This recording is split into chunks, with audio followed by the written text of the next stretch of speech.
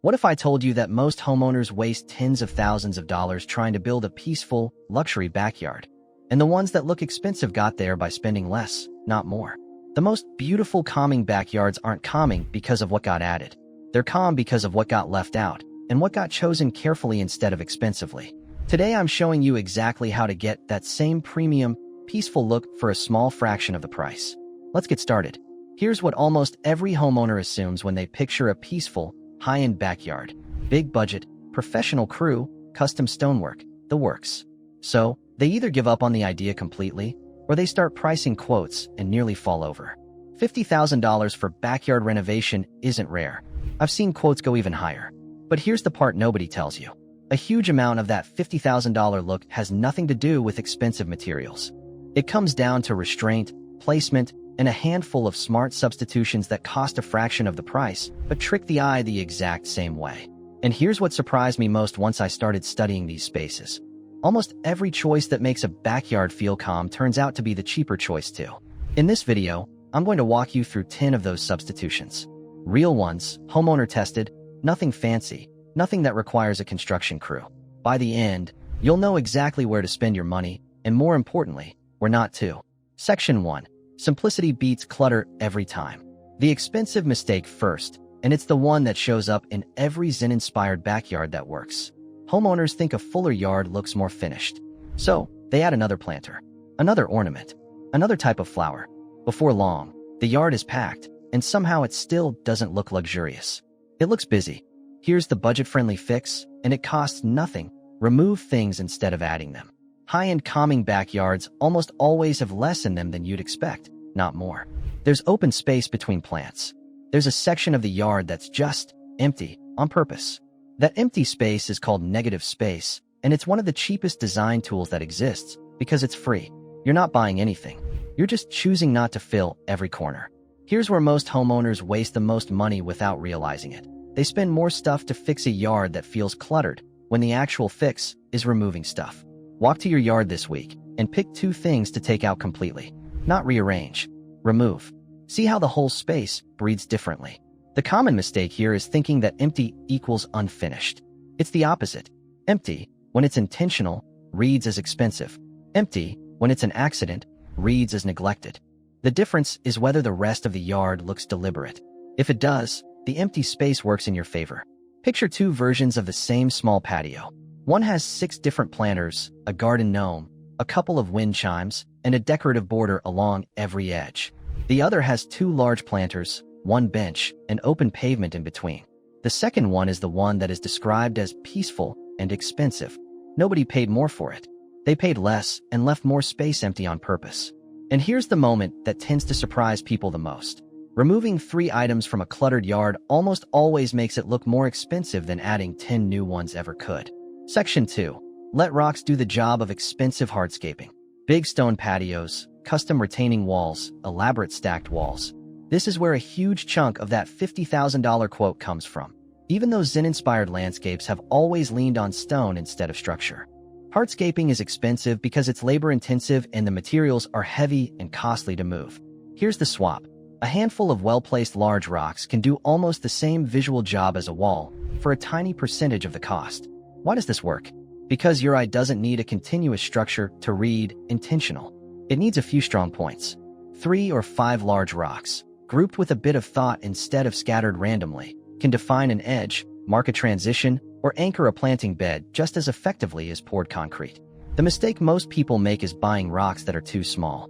Small rocks look like leftover gravel. You want a few genuinely substantial ones, even if that means buying fewer. 1 impressive rock beat 5 forgettable ones. For implementation, look at local stone yards before landscaping suppliers. Stone yards often sell the exact same boulders for a fraction of what a landscaping company will charge to deliver the same look, because you're skipping the installation markup. One more tip on arrangement. Odd numbers of rocks almost always look more natural than even numbers. 2 rocks side by side look like a pair. 3 rocks, grouped unevenly, looks like something nature arranged. You don't need a design background to notice the difference once you start looking for it. Here's the number that stops people in their tracks. A single well-chosen boulder from a stone yard can run under $200, while a short retaining wall doing the same visual job can run into 5 figures once labor is included. Section 3. Gravel is doing more work than you think. The next upgrade costs almost nothing, and it's one of the most underused materials in a homeowner's yard: crushed stone and gravel. The expensive version of this idea is a poured or paved surface, a walkway, a patio extension, a border. All of that requires labor, forms, sometimes a permit. Gravel gives you almost the same finished, tidy look, but you can spread it yourself in an afternoon. A clean gravel bed under a tree, a gravel border along a fence line, or a small gravel seating pad can look every bit as intentional as poured stone, especially when it's edged cleanly. Most homeowners never notice why loose material feels so calming. It's the way it catches light and shadow, something a flat poured surface can't do. That word, edged, is where most homeowners lose the effect. Gravel that just fades into the lawn looks like a mistake. Gravel with a clean edge, even a simple metal or plastic garden edging you install yourself, looks like a design choice. Here's a mistake worth avoiding: skipping the weed barrier underneath. Without it, you'll be pulling weeds out of your gravel bed within a season, and it'll stop looking clean fast. Lay a proper barrier first, and this becomes one of the lowest maintenance upgrades in the whole video. To put the cost difference in perspective, a small, poured patio extension can run you well over $1,000 once you add labor and forms. The same footprint in clean, edged gravel often costs a fraction of that in materials alone, and you can lay it yourself in a weekend without renting a single piece of equipment. Section 4. Pick one focal point, not 5. This is the mistake luxury designers never make, trying to make every part of the yard equally impressive, when a Zen-inspired yard picks one spot worth looking at and asks everything else to stay out of the way. When everything competes for attention, nothing wins, and the whole space feels scattered instead of calm. Expensive-looking yards almost always have one clear focal point: a single striking tree, a sculptural plant, one beautiful container. Everything else in the yard is designed to support that one thing, not compete with it. The budget version of this is simple. Pick the best single feature you already have or can afford and build everything else around, making it stand out. That might mean literally moving your best planter to a more visible spot, or it might mean thinning out what's near it so it's not competing with 3 other bright plants for attention. The common mistake is trying to have 4 focal points because you have 4 things you like. Pick one. Let others become supporting background. This costs you nothing but restraint, and it's the single fastest way to make a yard look designed instead of decorated. Practical tip: stand at your back door and notice where your eyes land first. If they don't land anywhere specific, that's your sign you don't have a focal point yet, and that's your next weekend project. Here's the part that surprises most people. A yard with one confident focal point almost always beats a yard with 5 decent features fighting for attention. Section 5. Natural textures beat manufactured ones. Here's where a lot of backyard money quietly disappears: manufactured materials that are trying to look natural. Fake stone veneer, bright, uniform mulch, plastic edging shaped like wood. The problem is that these materials often cost more than the real, simple alternative, and they rarely fool anyone up close. The fix is almost embarrassingly simple. Use the real, humble material instead of the fake, premium-looking one. Plain dark mulch instead of dyed mulch. Real wood instead of faux wood composite trim. Natural fieldstone instead of manufactured stone look pavers. Why does this work? Because natural materials age well. They weather, they soften, they look better after a year, not worse. Manufactured lookalikes tend to fade, crack, or just look plasticky the moment the sun hits them directly. The common mistake is assuming natural means expensive. It's often the opposite. Plain gravel is cheaper than colored gravel. Basic mulch is cheaper than the dyed kind. You're not upgrading the material. You're downgrading to something simpler, and it happens to look more expensive because it looks real. Here's a quick way to spot the trap in a store. If a material has wood look or stone look in its name, that's usually your sign it's the manufactured version. 9 times out of 10, whatever it's imitating costs the same or less, and it'll actually improve with age instead of just holding its color for a season and then fading. Here's the comparison that changed how I shop for a yard. A plain bag of dark mulch and a bag of bright dyed mulch often cost about the same, but one still looks rich next summer while the other fades to gray-brown within months. Section 6. Layer cheap plants so they look expensive. Big, mature specimen plants from a nursery can cost hundreds of dollars each, but Zen-inspired planting has never really been about rare, expensive specimens. It's about how plants are grouped, not what they cost individually. That's real money, and it adds up fast if you're trying to fill a yard. Here's the alternative. Buy smaller, younger plants and layer them. A single small shrub looks small. 3 small shrubs of slightly different heights, planted close together in a cluster, look like a designed planting bed, even though you spent less than one mature specimen plant would have cost. This works because your eye reads a grouping as a unit, not as individual small plants. The overall shape and fullness of the cluster is what registers, not the price tag of any one piece inside it. The mistake here is spacing young plants too far apart, the way the nursery tag tells you to for their full-grown size. That's correct for the plant's future, but it looks sparse and cheap right now. Plant a little closer than recommended for the first year or two, and thin them out later if you need to. You'll get the full, expensive look immediately instead of waiting 3 years for it. A simple example: 3 small ornamental grasses planted in a loose cluster, staggered slightly in height, will read as a designed grouping almost immediately. 1 large, mature ornamental grass planted alone, even if it cost 5 times as much, often reads as a single plant that hasn't filled in yet. Grouping beats size almost every time when you're working with a limited budget. Quick pause, because this connects directly to something a lot of you ask about. If you've ever felt like your backyard budget disappears faster than it should, with money going toward things that don't actually change how the space feels, I put together a short ebook called Your Garden is Costing You More Than You Think. It breaks down exactly where homeowners overspend on landscaping and how to redirect that money toward changes that actually matter. I'll leave a link below if you want to check it out. Okay, let's keep going, because the next few tips might be my favorites in this whole video. Section 7. Budget pathways that still look premium. A fully paved, custom-cut stone pathway is one of the most expensive line items in any backyard quote. It's also one of the easiest to fake convincingly. Instead of continuous paving, use stepping stones or pavers with visible gaps, filled with gravel, moss, or low ground cover. You need far fewer materials, because you're not covering the entire path, just the parts your feet actually land on. This works because the eye reads a path by its rhythm, not its coverage. A clean line of evenly spaced stepping stones feels just as intentional as a solid paved walkway, and it often looks more interesting because of the texture change between the stone and whatever's growing between it. The mistake most homeowners make is spacing stepping stones for looks instead of for an actual walking stride. If it's uncomfortable to walk on, it stops feeling premium and starts feeling like an obstacle course. Test the spacing by walking it before you commit to the layout. This is where people waste thousands without realizing it, paying for continuous pavement across an entire yard when a stepping stone path can achieve the same walk for a few $100s in materials. Section 8. A small water feature goes a long way.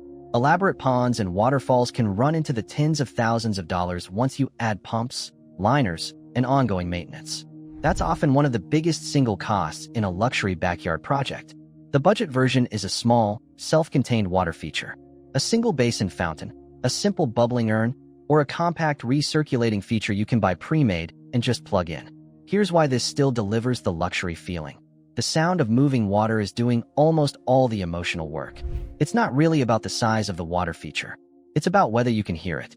A small fountain, placed somewhere you'll actually sit near it, creates the same calming atmosphere as an elaborate pond, at a tiny fraction of the price, and with almost no upkeep.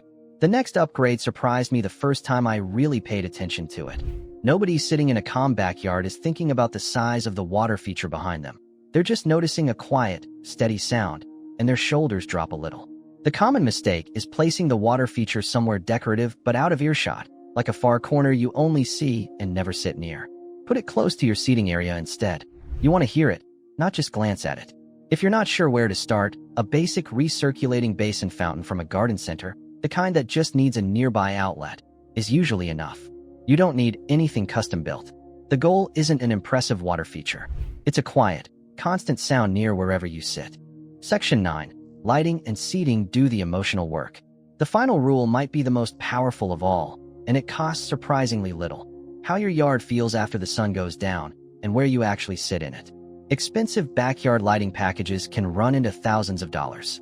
But you don't need a full professional lighting system to get the atmosphere. A handful of warm-toned solar path lights, a couple of low-up lights aimed at your one focal point from Section 4, and maybe a string of simple bulb lights over your seating area gets you most of the same feeling. Why it works? Warm, low, indirect light reads as calm and expensive. Bright, harsh, or cold-tone light reads as a parking lot. The color temperature of your bulbs matters more than how many of them you have. And luxury designers don't ask, how many lights do I need to see the whole yard? They ask which 2 or 3 things actually deserve to be seen after dark, and light only those. And while we're here, seating placement matters just as much as lighting. The mistake almost everyone makes is placing seating wherever there happen to be room, instead of placing it where the view, the water feature, and the lighting all come together. Move your seating first. Then build the atmosphere around where you'll actually be sitting, not the other way around. Section 10. What not to spend money on. Before we wrap up, let's talk about where homeowners lose the most money without getting the most result. Don't spend heavily on ornamental statues or decorative pieces bought purely because they look nice in the store. Without a real focal point role, they just become more clutter competing with everything else. Don't buy the biggest, most mature plants you can afford for every single spot in the yard. Save that budget for 1 or 2 key plants near your focal point, and let smaller, layered plants do the work everywhere else. Don't upgrade to premium colored mulch, dyed gravel, or novelty edging materials. These cost more and often look less natural than the plain versions. And don't invest in a large, elaborate water feature before you've confirmed you'll actually sit close enough to enjoy the sound of it. And one more, don't spend on a complete lighting overhaul before you've picked your focal point and your seating spot. Lighting is meant to highlight decisions you've already made. If you install it first, you're just guessing at what to point it toward, and you'll likely end up rebuying fixtures once the rest of the yard comes together. Every dollar you don't spend on these traps is a dollar you can put toward the handful of upgrades that actually change how your yard feels. Notice the pattern running through all of this. Zen-inspired design isn't asking you to buy less impressive versions of expensive things. It's asking you to stop buying the things that were never doing the work in the first place. So here's what this all comes down to. A calming, luxury-looking backyard was never really about the size of your budget.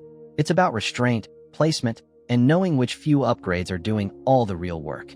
Start small. Pick 1 or 2 of these ideas, not all 10 at once, and see how much of a difference they make before you move on to the next. Simplicity, a few strong rocks, honest materials, 1 clear focal point, a little water you can hear, and warm lighting where you actually sit. That's most of the $50,000 look, for a fraction of the price. Which of these Zen-inspired ideas would you try first in your own backyard? Let me know in the comments. And if this helped you rethink your backyard budget, go ahead and like and subscribe for more. See you in the next one.